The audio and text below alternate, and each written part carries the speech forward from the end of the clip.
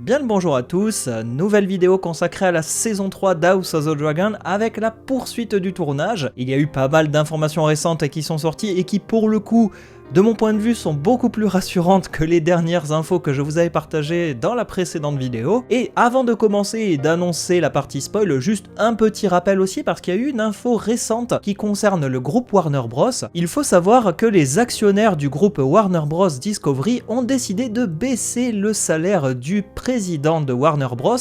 Parce qu'ils n'ont pas vraiment confiance dans sa politique ni même de bons rapports avec lui. Et pour ne rien vous cacher, son salaire passe de 22 millions à 6 millions par an, ce qui est quand même toujours assez haut, je vous l'accorde, alors que ses bonus annuels passent de 23,5 millions à 7,5 millions par an, donc il y a eu quand même une grosse baisse de la part d'HBO et Warner Bros pour baisser le salaire de leur président. Tout cet argent économisé, je l'aurais alloué directement à des grosses productions, que ce soit la série Harry Potter, les productions DC Comics, ou pourquoi pas House of the Dragon, Game of Thrones et compagnie. S'il y a une grosse baisse de salaire au-delà de la perte de confiance des actionnaires, cela veut très certainement dire que le groupe Warner Bros n'a pas une santé financière des plus reluisantes. Bien, maintenant que tout est dit, on va pouvoir analyser les dernières infos qui entourent le tournage de la saison 3. Vous vous en doutez, comme à chaque fois, cette partie comportera des spoils sur le devenir de la série et certains personnages. Vous êtes prévenus, mais je préfère quand même vous le rappeler à nouveau. Et on commence par une news très intéressante qui concerne le dragon Feu du Soleil ou Sunfire en anglais, et il semblerait que d'après des rumeurs qui ont circulé auprès d'un compte Twitter,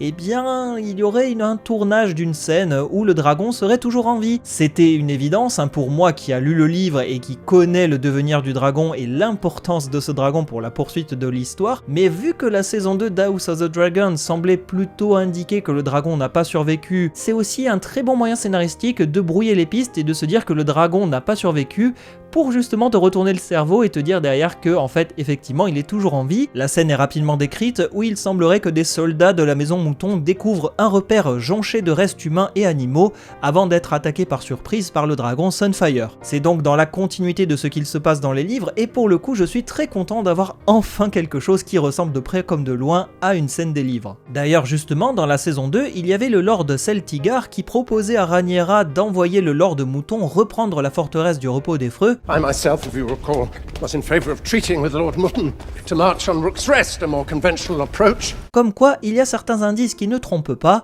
et c'est une très bonne chose d'avoir mis en avant cette petite scène pour soutenir l'idée potentielle que les soldats du Lord Mouton vont attaquer le repos des Freux. On en arrive à cette scène où Sunfire se réveille et pourrait possiblement retrouver son dragonnier qui s'est enfui de Port-Réal. En revanche, comme pour la fois précédente, il y a visiblement une autre scène inventée.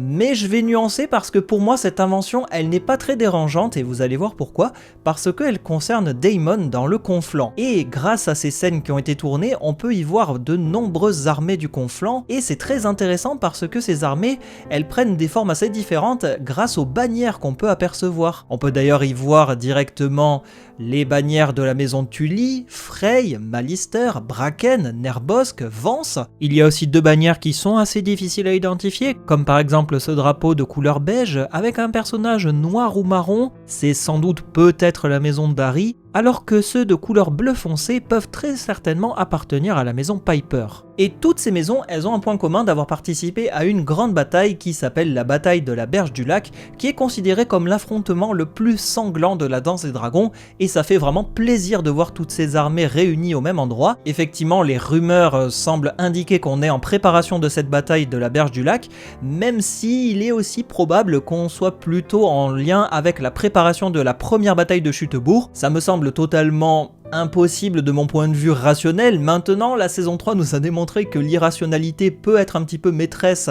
des scènes qui sont tournées, donc à nuancer, on va quand même garder un petit peu de distance et se dire que c'est possiblement la bataille de la Berge du Lac compte tenu des éléments qui sont ainsi indiqués. D'ailleurs aussi, à travers toutes les bannières présentes, la maison Vance, elle est très importante pour comprendre possiblement vers quelle bataille on est, parce que la présence de cette maison, elle n'est pas anodine. Il faut savoir que la bataille de la Berge du Lac, elle est décrite dans les livres comme étant très importante, mais aussi et surtout, l'armée Lannister, elle est assiégée de toutes parts, et il semblerait que des survivants des batailles précédentes se joignent au camp des Noirs pour essayer de vaincre l'armée des Verts, et justement il y a le personnage Pat de Longfeuille qui a participé à la bataille de la rue Furk aux côtés des soldats Vance, et qui malgré la défaite a réussi à tuer le seigneur Jason Lannister lors de la bataille de la rue Furk. Et bien ces soldats avec l'armée Vance, ils participent à la bataille de la Berge du Lac, donc pour moi tous les indices semblent converger vers l'identité de la bataille comme étant celle de la Berge du Lac. En tout cas là où c'est intéressant, c'est qu'il y a des soldats Stark présents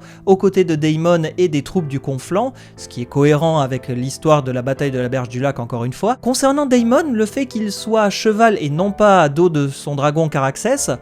pour moi ce n'est pas déconnant non plus parce que je pense que, au-delà de la coupe budgétaire du fait de ne pas animer le dragon, ça évite d'attirer Aemond Targaryen qui est à Harrenhal non loin de là, ou au contraire peut-être que c'est un piège tendu par Daemon en espérant qu'Aemond sorte de la forteresse d'Harrenhal pour venir au combat et ainsi fondre sur lui avec Caraxès, mais en attendant ça ne me dérange pas que Daemon participe à cette bataille même si dans le livre ce n'est pas le cas, parce que après cette bataille, l'armée des Verts abandonne Harrenhal et Daemon logiquement revient dans le secteur pour chasser Aemond. C'est pas totalement déconnant qu'il soit déjà là et ça ne me dérange pas, tout du moins ça me dérange moins que ce qu'on avait vu précédemment. On peut voir aussi de nombreux cavaliers chevaucher directement non loin de cette bataille et il semblerait qu'on peut y voir Oscar Tully, le seigneur de la maison du Conflant, et aussi, et là c'est très intéressant, Alysanne Nerbosque qui est un personnage très apprécié des fans, pas autant que son frère Benjicot Nerbosque qui pour l'heure n'est toujours pas apparu, j'espère que ça sera le cas parce que c'est un personnage très intéressant et justement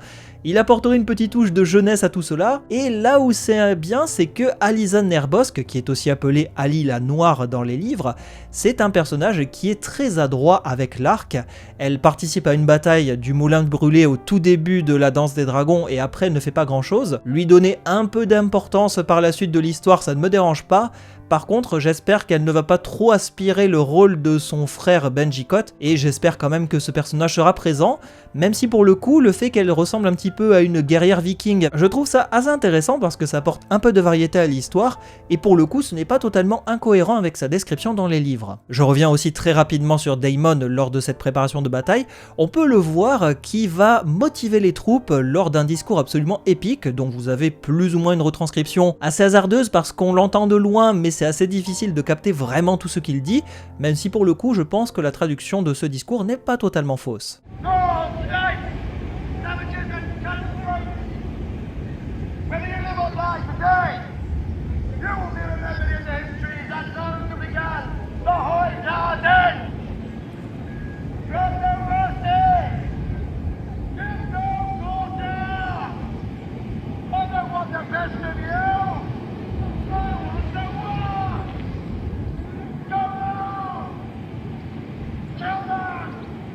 Et vous avez pu voir que ce discours assez guerrier qui incite à massacrer les soldats, ça va de pair avec la description de la bataille de la Berge du Lac qui, comme je vous ai dit juste avant, est décrite comme l'une des plus sanglantes de la Danse des Dragons. Peut-être que le personnage va beaucoup voyager ou au contraire se concentrer sur des intrigues qui se passent là, et possiblement ça pourrait expliquer sa présence du point de vue de cette bataille. Soit c'est la Berge du Lac, de mon point de vue c'est la plus cohérente, ou bien c'est la bataille de Chutebourg, et là je commencerai vraiment à pas m'énerver, mais voilà, vous avez compris l'idée. J'ai parlé des Stark et on les voit pas mal dans la préparation de cette bataille, notamment avec l'armée des loups de l'hiver qui semble être galvanisée par un soldat avec des cheveux blancs, une barbe blanche, un peu en embonpoint et une hache, et ce personnage est très connu puisqu'il s'agit de Roderick Dustin, l'un des commandants et pour moi le personnage principal de l'armée des soldats Stark. Il a participé à la bataille de la Berge du Lac, mais il a aussi participé à la première bataille de Chutebourg, donc est-ce qu'on est sur l'une ou l'autre? Est-ce que c'est une préparation? Je ne sais pas, mais en attendant, pour moi, indice quand même très important, Roderick Dustin est devant ses soldats et il semble décidé à mener la charge. Il y a une seule bataille où Roderick Dustin a mené une charge de front avec ses soldats, c'est la bataille de la Berge du Lac, donc pour moi, dans l'idée et la cohérence de ce que l'on voit, c'est plutôt la bataille de la Berge du Lac. Outre cela, ce que j'aime beaucoup, c'est le design de l'armée Stark, avec des peaux de bêtes, des armures un petit peu rustres, et ce côté justement guerrier robuste qui ressort, et ça montre vraiment le caractère un petit peu vieux de ces guerriers qui sont des vieux loups endurcis par les hivers et les conflits dans le nord, et je trouve ça bien de montrer cela à travers ces armées. On les avait vus en fin de saison 2 traverser les jumeaux, et pour le coup je trouve que c'est cohérent avec la description dans les livres, et j'ai grande hâte de voir cette armée animer la danse des dragons. Alors maintenant, on va passer plutôt à une scène qui, de mon point de vue, c'est une possibilité, mais peut-être pas. Vous allez comprendre, parce que d'après les leaks et informations décrites par les personnes qui ont filmé ces scènes, il semblerait qu'il s'agisse de séquences mettant en scène la bataille de Chutebourg. On commence tout d'abord par cette vidéo de très mauvaise qualité, qui nous permet de voir quand même qu'il y a des soldats, des chevaux qui chargent, et juste à côté on voit un personnage à droite qui semble courir. On ne sait pas vraiment qui est ce personnage, mais en attendant on remarque quand même qu'il a des cheveux blonds ou argentés, et possiblement il pourrait s'agir soit de Hugh Marteau d'après ce qui a été décrit par les personnes qui ont observé la scène, ou bien Daemon Targaryen, ou les deux, on ne sait pas vraiment. En attendant, il n'y a pas de traces de Ulf le Blanc juste sur cette scène, donc pour moi, tous ces indices semblent indiquer qu'on n'est pas forcément face à la bataille de Chutebourg, mais en attendant, la très mauvaise qualité de vidéo ne permet pas vraiment d'affirmer quoi que ce soit. Pour le coup, ça peut être tout et n'importe quoi. Est-ce que c'est Daemon Targaryen qui part chercher son cheval pour se ruer dans la bataille? Parce que juste après, on a une image devant un fond bleu de Daemon qui est à cheval et en armure, donc pourquoi pas? Ou bien est-ce que c'est Hugh Marteau qui est descendu de son dragon Vermithor et qui court en direction de Chutebourg alors que la bataille tourne au vinaigre un petit peu? Est-ce que ça serait Daemon Targaryen qui malheureusement aurait tué la femme de Hugh Marteau et déclenchant ainsi sa trahison envers le clan des Noirs? S'il y a Daemon, mais qu'est-ce qu'il fout là? Est-ce que c'est lié au fait qu'on l'a vu juste avant parlementer avec Daeron et Ormund Hightower dans le leak précédent? Vu que Daemon Targaryen semble avoir une histoire qui dévie complètement de ce qu'il fait dans les livres, je préférerais en toute honnêteté et les yeux dans les yeux qu'il participe à la bataille de la Berge du Lac. Pour le coup, ça n'est pas totalement dérangeant parce que par derrière, il arrive dans le conflant pour traquer son neveu Aemond. Par contre, le voir participer à la bataille de Chutebourg, là pour le coup, je pense que c'est une toute autre histoire, d'autant que ça voudrait indiquer que Daemon a vu la trahison de Chutebourg, donc il est possiblement impliqué dans l'élément déclencheur de cette trahison. Il faut aussi prendre du recul et se dire que,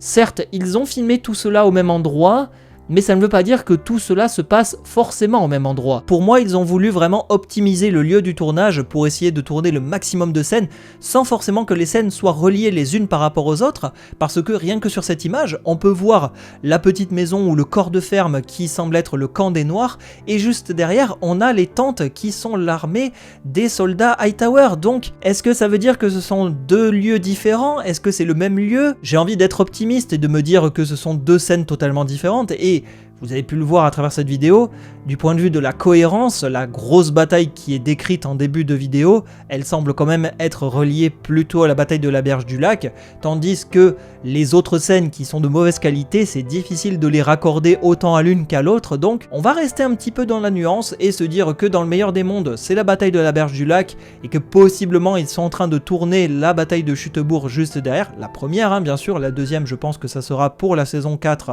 et dernière saison de House of the Dragon. Pour le coup, déjà, au moins, il y a quand même une promesse qui est tenue de la part de Ryan Condal, c'est que il semble quand même y avoir beaucoup de batailles dans cette saison 3. C'est très bien, depuis le temps qu'on attend ça enfin. La danse des dragons semble être lancée. Dites-moi ce que vous en pensez. Est-ce que pour vous, on est plutôt face à la bataille de la Berge du Lac, compte tenu de tous les éléments que je vous ai donnés, ou plutôt face à une autre bataille, et de ce fait, on serait plutôt face à la première bataille de Chutebourg? Est-ce que toutes ces images vous rassurent ou pas? Est-ce que ça vous semble cohérent par rapport à l'histoire? Est-ce que le retour du dragon feu du soleil, donc Sunfire, vous rassure ou pas? Je serais quand même curieux de savoir ce que vous pensez maintenant qu'on a tous ces éléments en place et qu'on commence peut-être à voir le schéma narratif de cette saison 3. Quant à moi, je vous dis à très bientôt pour de nouvelles vidéos sur l'univers d'House of the Dragon et je vous donne rendez-vous très bientôt. Salut à tous!